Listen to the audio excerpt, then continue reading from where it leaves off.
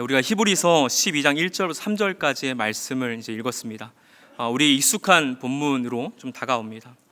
이 앞 문맥을 보면 11장은 이제 믿음장이죠. 믿음은 바라는 것들의 실상이고 보이지 않는 것들의 증거니 선진들이 이로써 증거를 얻었느니라. 그리고 나서 이제 쭉 보게 되면 믿음의 누구 쭉 말합니다.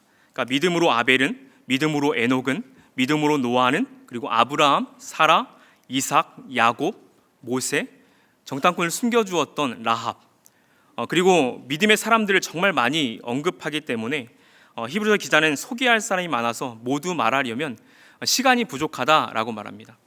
제가 히브리서 11장 32절 밑으로 한번 읽어드리면, 내가 무슨 말을 더하리요? 기드온, 바락, 삼손, 입다, 다윗 및 사무엘과 선지자들의 일을 말하려면 내게 시간이 부족하리로다. 그들은 믿음으로 나라들을 이기기도 하며 의를 행하기도 하며 약속을 받기도 하며 사자들의 입을 막기도 하며 불의 세력을 멸하기도 하며 칼날을 피하기도 하며 연약한 가운데서 강하게 되기도 하며 전쟁에 용감하게 되어 이방 사람들의 진을 물리치기도 하며, 이렇게 되고 싶어요. 믿음의 사람들이 어떤 사람이었는가, 제가 이렇게 보면 8가지 정도를 읽어드린 거고, 그 밑에 보게 되어지면 이 외에도 많은 능력의 이 상황들을 볼 수 있습니다. 그러니까 믿음의 선진들은 위대한 일을 하였고 또 믿음의 증거들을 많이 남긴 사람들이다 라고 말합니다. 그런데 이 11장 마지막을 보면 어떤 걸 볼 수 있냐면, 이 위대한 믿음의 선지자들이 믿음의 증거는 받았지만 하나님의 약속은 받지 못한 사람들이다 라고 말합니다. 그러나 지금 히브리서 이 서에서 1차 독자들, 그리고 지금 우리 신약시대를 살아가고 있는 우리들은 하나님의 약속을 받은 사람들이기 때문에 구약에서 그 허다한 증인들이 믿음의 역사들을 많이 일으켰지만 우리는 그것보다 더 큰 약속을 받은 사람들이기 때문에 그 구약의 사람들보다 더 큰 믿음의 역사들을, 그 증거들을 가질 수 있는 사람들이다 라고 말하고 있는 거죠. 그래서 히브리서 11장 39절 40절을 제가 세 번역을 읽어드리면, 같이 읽을까요? 같이 읽겠습니다. 시작. 이 사람들은 모두 믿음으로 말미암아 훌륭한 사람이라는 평판은 받았지만 약속된 것을 받지는 못하였습니다. 하나님께서 우리를 위하여 더 좋은 계획을 미리 세워주셔서 우리가 없이는 그들이 완성에 이르지 못하게 하신 것입니다. 아멘. 믿음의 선진들은 훌륭한 믿음의 사람들인 거죠. 그런데 이 사람들은 하나님의 약속을 받지 않고도 이러한 위대한 평판을 받은 사람들입니다. 그러나 우리는 하나님의 약속된 것을 받은 사람들이기 때문에 그 구약의 여러 믿음의 누구보다도 더 큰 믿음의 진보를 이룰 수 있는 사람들이 누구냐면 지금 이 자리에 있는 우리들이다라는 거죠. 그리고 그 약속된 것은 무엇이냐라고 성경을 보냐면 그것은 우리가 잘 알고 있는 복음, 예수 그리스도다라고 말합니다. 그래서 히브리서 전반적으로 이 예수 그리스도에서 표현하게 될 때에 예수 그리스도는 더 좋은 언약의 중보자다, 새 언약의 중보자다, 그리고 대제사장이다 라고 소개를 하고 있습니다. 그래서 히브리서 기자는 12장을 시작하면서 우리 앞에 구름같이 허다한 증인들이 약속된 것을 받지 않고도 이 훌륭한 믿음이라면, 정말 우리 가운데에 이 성경의 단어를 그대로 살린다면 피곤하고 낙심할 일이 있다 하더라도, 그리고 당시 배경으로 돌아가 본다면 내가 좀 핍박으로 인해서 힘들기 때문에 내가 좀 편안한 신앙생활을 하기 위해서 유대교로 좀 이렇게 돌아가고자 하는, 이 신앙을 버리고 돌아가고자 하는 마음들이 생길 수 있지만 우리에게 무엇이 있냐면 하나님께서 약속해 주신 예수 그리스도가 있기 때문에, 우리는 그 약속된 예수 그리스도를 받은 사람이기 때문에 믿음의 역사, 그리고 이 앞에 있는 핍박 정도는 능히 이길 수 있는 사람이다라는 것을 교훈하고 있는 거죠. 우리가 이런 마음으로 이제 11장, 12장 이렇게 쭉 읽어가다 보면 그럼에도 불구하고 그래도 믿음 좋은 사람 보면 부럽잖아요. 주변에 믿음 좋은 사람 없습니까? 옆 사람 한번 보세요. 믿음 좋은 사람 보면 부럽거든요. 11장에 쭉 읽다 보면 그럼에도 불구하고 아브라함이 부럽고, 그럼에도 불구하고 바로 올렸던 에녹 너무 부럽습니다. 모세 정말 부러워요. 여기에 또 여인들도 등장하잖아요. 믿음의 사람들로 등장하고 있는 사람이 너무 부럽습니다.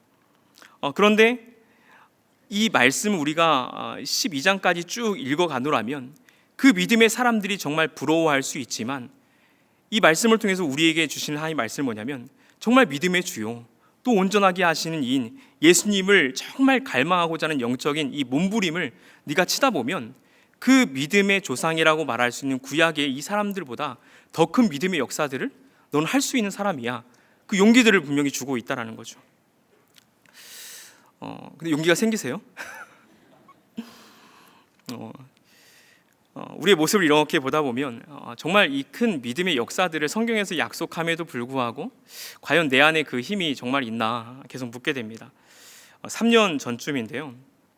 운전을 이렇게 하고 가다가 제 안에 이렇게 들어왔던 찬양이 뭐냐면 내 삶의 이유라 라는 찬양입니다. 가사가 이렇죠. 예수는 내 힘이요 나의 기쁨 내 참소망 그 이름의 생명이 내 삶의 이유라. 그리고 내가 사나 죽으나 그 이름을 위하여 내 모든 것 다 드리니 나를 받으소서. 이 찬양이 갑자기 들려서 계속 부르는데 갑자기 눈물이 막 쏟아지는 거예요. 근데 이 눈물이 막 쏟아져서 차를 멈췄습니다. 근데 찬양은 너무 부르고 싶은데 눈물 막 쏟아지고.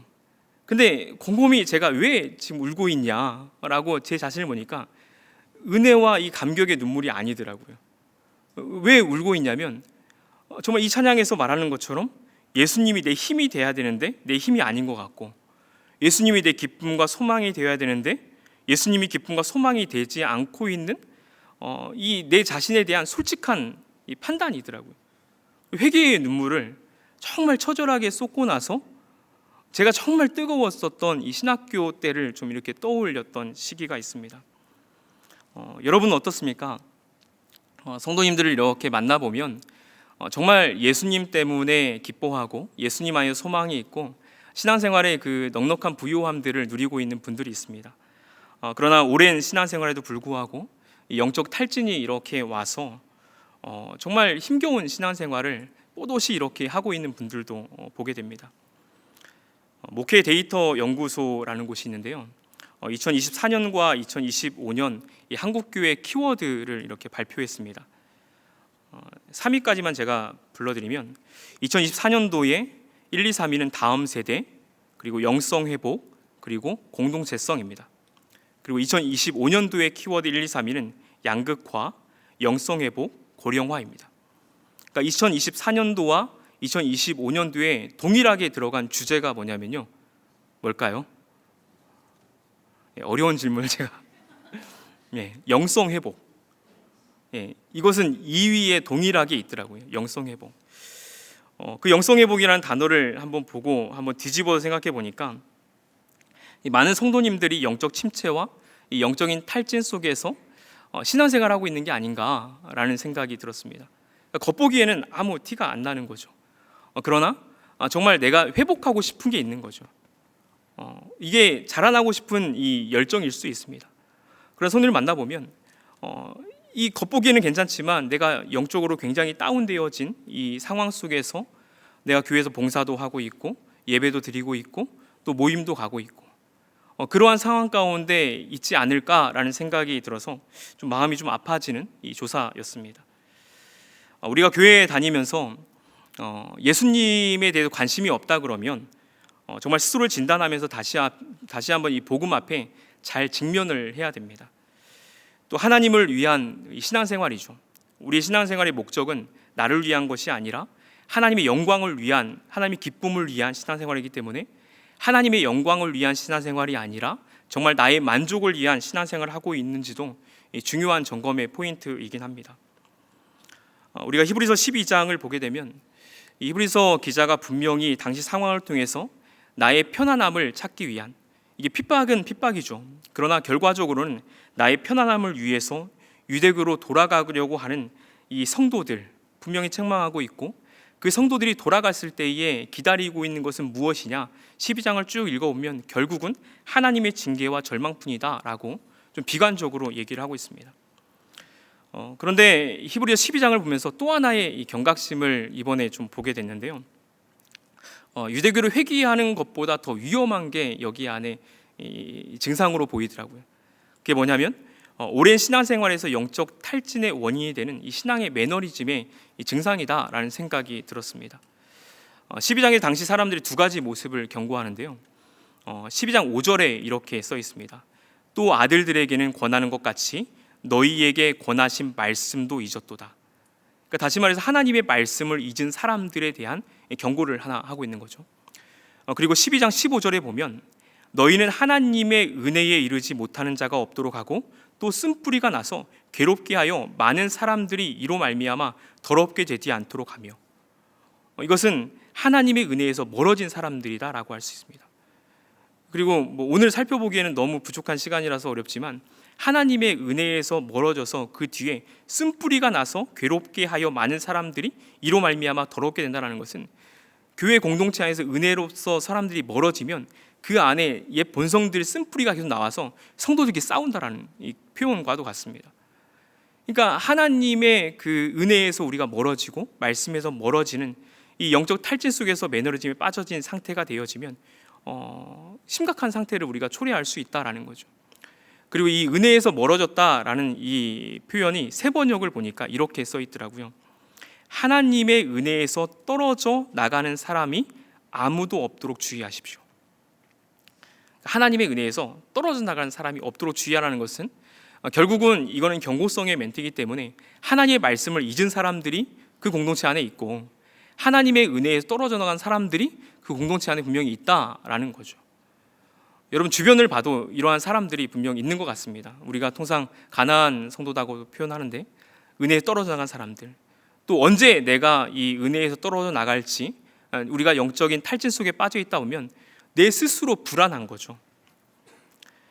우리는 신앙생활하면서 이런 말도 종종 하는 것 같습니다. 나 신앙이 좋지 않은 것 같아. 내 신앙이 예전 같지 않아. 영적으로 침체기야.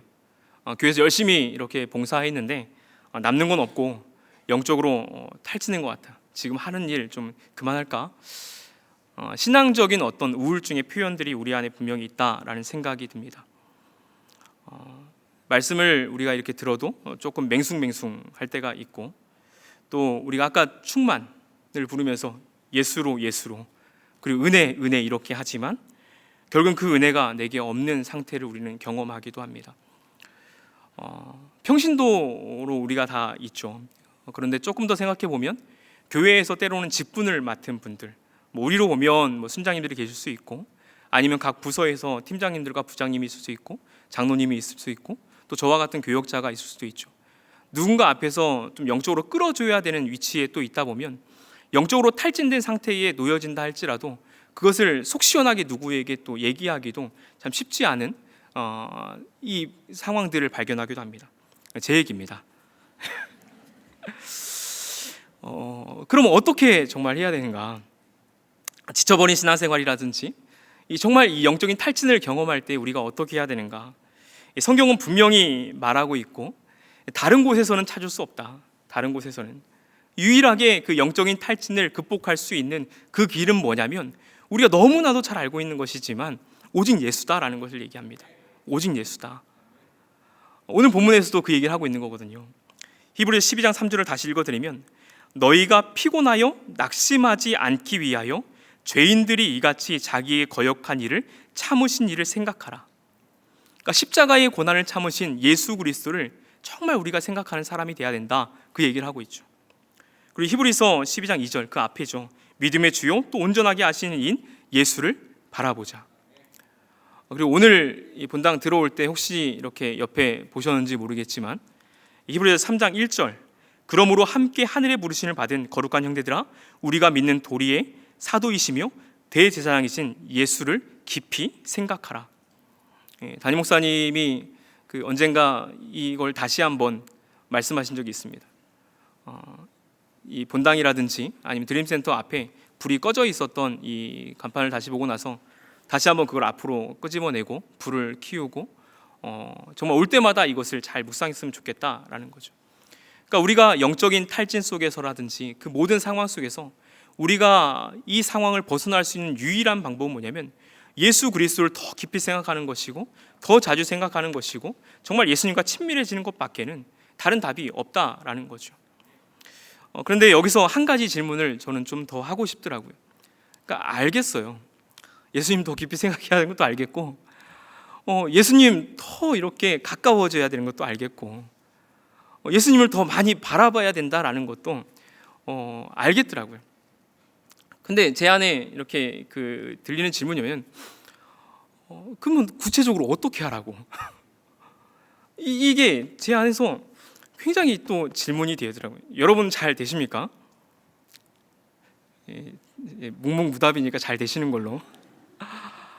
정말 예수님을 정말 잘 바라보고 싶고 예수님을 더 많이 생각하고 싶고 그런 마음들이 있고 그것이 답이라면 하고 싶은데 어떻게 하면 될까?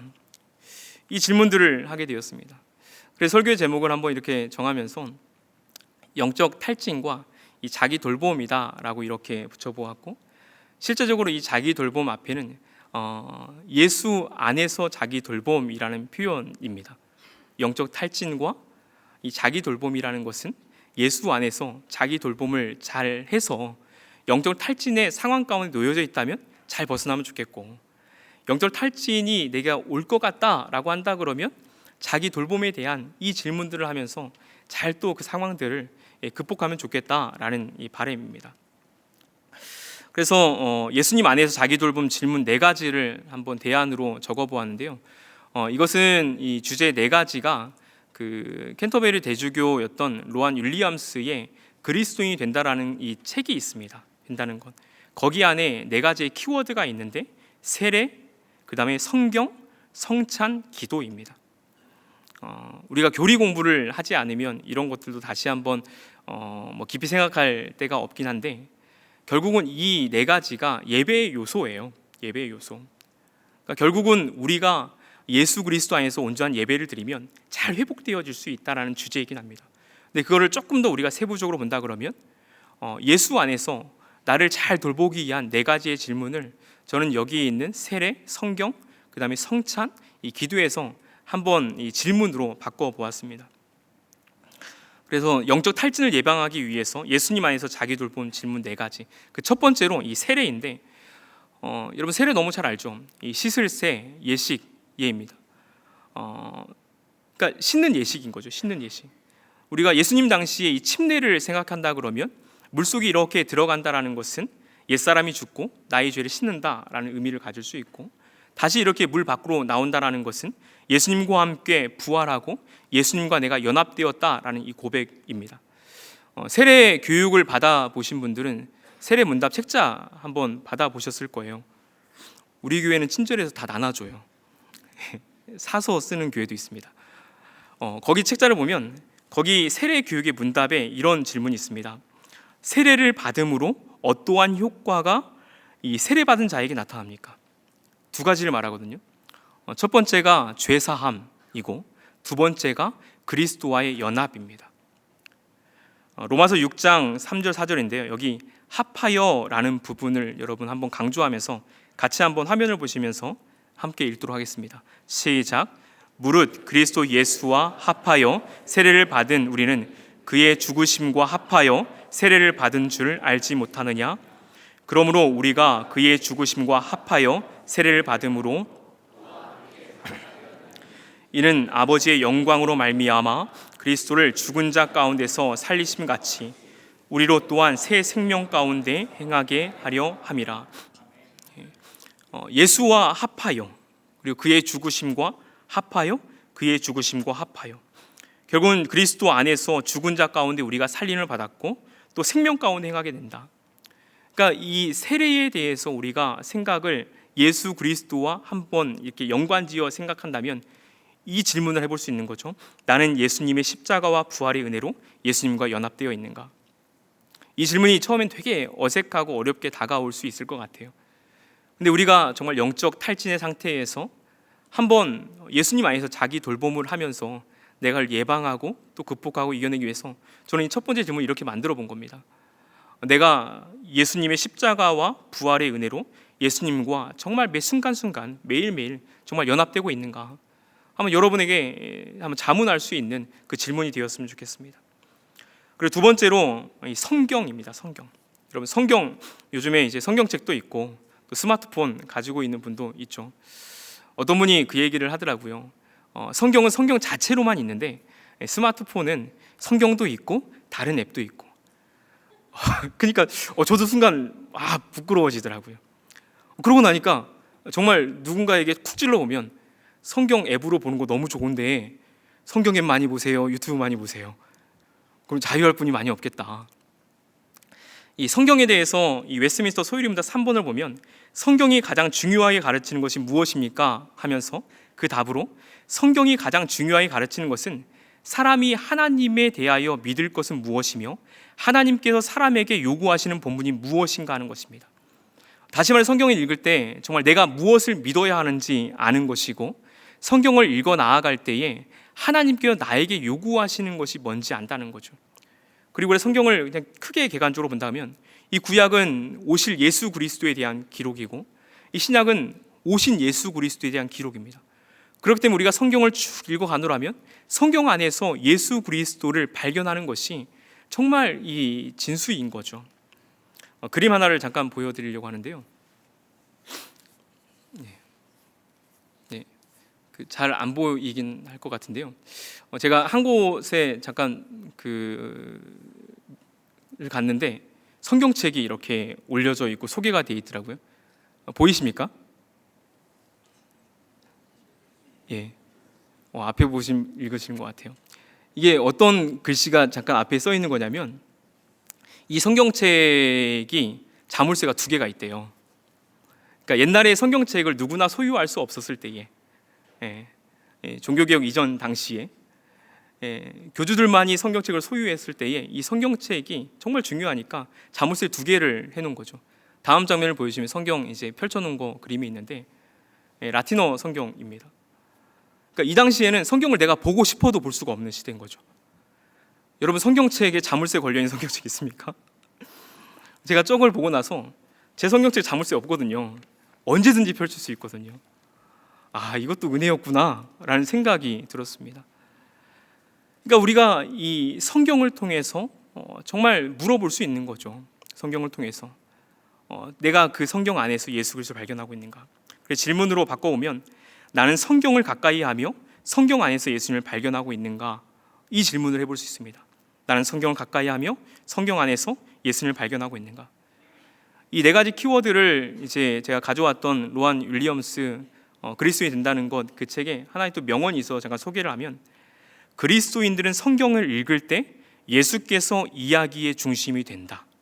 참 명언이더라고요. 그리스도인이 성경을 읽을 때 예수께서 이야기의 중심이 된대요. 그러니까 하나님 나라의 이 주인은 예수님이잖아요.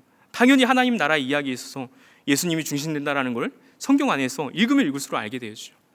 근데 우리가 성경을 읽노라면 또 내 삶 가운데의 이야기의 중심에 누가 있냐면 예수님이 있구나. 또 성경을 읽어가면서 교회를 위해서 기도하고 나갈 때 우리 교회의 중심에 예수님이 있구나. 그러니까 이야기의 중심에 예수님이 있다라는 것을 성경을 읽으면 읽을수록 깨닫게 된다라는 얘기를 하고 있더라고요. 그 다음에 3번째로 키워드로 얘기하는 게 성찬입니다. 성찬. 너무 잘 알죠. 성찬은 예수님이 제정하신 것입니다. 떡과 포도주를 마시면서 예수님의 십자가의 죽음, 몸과 피를 기념하게 되죠. 근데 이 성찬은 여기서 끝나는 것이 아니라 이 기념과 함께 성찬은 매 순간 예수님을 선포하는 삶이다라고까지 연장이 되어집니다. 고린도서 11장 26절인데요. 3번역으로 제가 읽어드리면, 그러므로 여러분이 이 빵을 먹고 이 잔을 마실 때마다 주님의 죽으심을 그가 오실 때까지 선포하는 것입니다. 그러니까 빵을 먹고 잔을 마실 때마다 이걸 기념하는 걸로 끝나는 것이 아니라 주님의 죽으심을 그가 오실 때까지 선포하는 것이다. 이 선포한다는 것은 이 예수님을 주변에 계속 알린다라는 표현과도 같은 거죠. 그래서 여기서 가져올 수 있는 질문이 뭐냐면, 나는 예수님의 성찬에 감격이 있으며 예수님을 주변에 알리고 있는가 물어볼 수 있는 거죠. 우리가 어떤 절기에 맞춰서 성찬식을 참여하지만 여러분 그때마다 그냥 지나가는 예전으로 이렇게 넘기지 마시고 정말 이 성찬 안에서 감격을 경험하시고, 그리고 성찬의 감격을 나의 어떤 은혜로만 간직하지 말고 이 고린도서의 말씀처럼 예수님을 주변에 선포하는 그 삶으로 여러분이 이어진다 그러면 예수님과 더 친밀해지고 예수님을 더 바라보는 것이고 예수님을 더 생각하는 것이다 라고 우리는 이해할 수 있습니다. 그 다음에 4번째로 이제 키워드는 기도입니다. 기도의 영역은 참 행복한 것 같아요. 기도는 하나님과의 대화이죠. 근데 여기서 예수님으로 우리가 국한지어서 조금 좁혀서 생각해본다면 우리의 기도는 예수님의 이름으로 기도합니다라고 표현하는 것으로 여러분이 익숙한 표현이죠. 로안 윌리엄스는 책에서 이런 말을 합니다. 예수께서는 우리를 위해 하나님께 말하지만 우리는 예수 안에서 하나님께 아뢰입니다. 우리는 우리가 원하는 것을 구하지만 그분은 하나님께 아뢰면서 아버지의 사랑, 그 심연을 들여다봅니다. 그래서 기도가 자라는 것은 점점 더 하나님의 뜻에 일치되어 가는 것이라고 합니다. 예수님처럼 우리의 삶 전체가 우리 아버지라고 기도한다고 말하는 단계에 이르게 됩니다. 너무 멋있는 것 같아요. 그러니까 우리의 삶 전체가 우리 아버지라고 기도하는 이 단계가 된다. 굉장히 탐나더라고요. 그래서 이거를 지문으로 바꿔본다 그러면 나는 예수님의 이름으로 기도하면서 하나님의 뜻을 구하고 있는가? 네 가지 질문들을 좀 나눠서 설명을 한번 드려봤어요. 그러니까 예수님을 정말 내가 바라보고 싶고 더 많이 생각하고 싶고 더 자주 보면서 친밀하고 싶다 그러면 한번 이걸 쪼개서 세례, 성경, 성찬, 기도의 영역으로 한번 쪼개서 이 질문을 해보면 좋겠다라는 생각이 듭니다. 말씀을 마무리하면서 영적 탈진은 누구나 경험할 수 있다라는 생각을 합니다.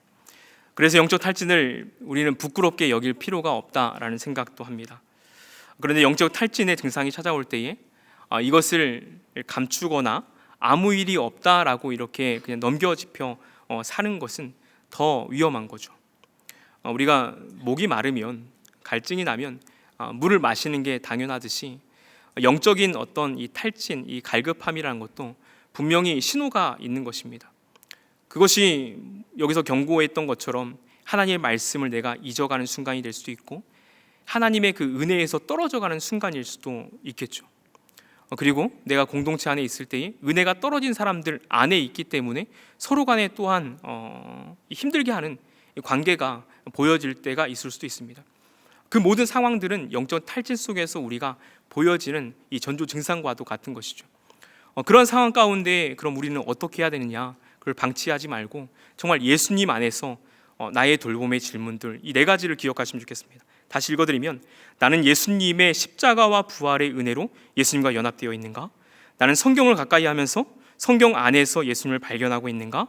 나는 예수님의 성찬에 감격이 있으며 예수님을 주변에 알리고 있는가? 나는 예수님의 이름으로 기도하며 하나님의 뜻을 구하고 있는가? 이러한 이 질문, 자기 돌봄의 질문들이 나를 살린다면 나를 살뿐만 아니라 내가 속한 이 가정을 살릴 것 같고요. 그리고 내가 속해 있는 이 교회를 살릴 수 있는 정말 힘이 있는 그러한 예수의 능력이 된다라는 생각이 듭니다. 그래서 이 자리에 있는 모든 성도님들이 정말 예수님 안에서 나를 잘 돌보시면서 영적인 어떤 어려움이 닥쳐올 때에도 잘 돌파해 날 수 있는 성도님들이 되길 주님의 이름으로 축원합니다.